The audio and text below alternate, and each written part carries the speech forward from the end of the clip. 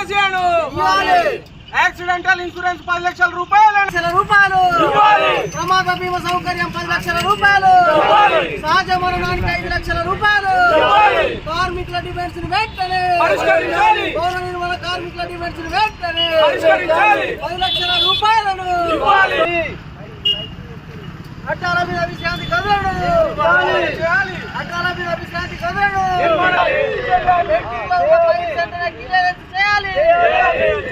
Pending లో ఉన్న files వెంటనే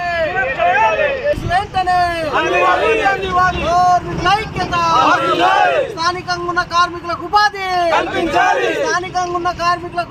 రాజన్న సిరిసిల్ల జిల్లా సిరిసిల్ల కలెక్టర్ కార్యాలయం ముందు ఈరోజు ధర్నా కార్యక్రమం చేపట్టడం జరిగింది.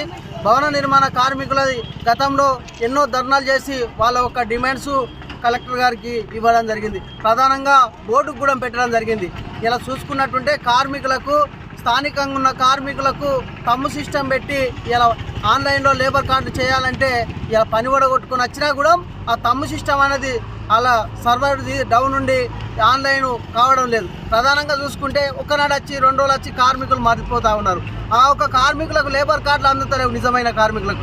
అదేవిధంగా ఆఫీసుల పన్ను ఆడిడ పనిచేసే వాళ్ళకు లేబర్ కార్డులు, ఎందుకంటే వాళ్ళు టైం చూసుకొని పోతా ఉన్నారు, దాని మీద ఆన్లైన్ చేయించుకొని కార్డులు పొందుతూ ఉన్నారు. నిజమైన కార్మికులకు లబ్ధి అందడం కోసం ఇలా లోపాలు అయిపోయినాయి. దాన్ని ఆన్లైన్ అనేది వెంటనే రద్దు చేయాలి.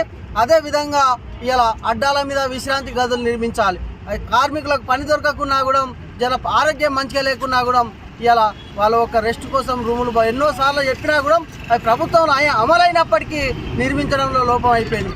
1 లక్ష రూపాయలు డిమాండ్ పెట్టడం జరిగింది బోర్డుకు. ఇప్పటి వరకు ఎలాంటి అమలు కూడా కాలే. అది కూడా వెంటనే అది అమలు చేయాలనేది ఒక డిమాండ్ చేస్తూ ఉన్నాం.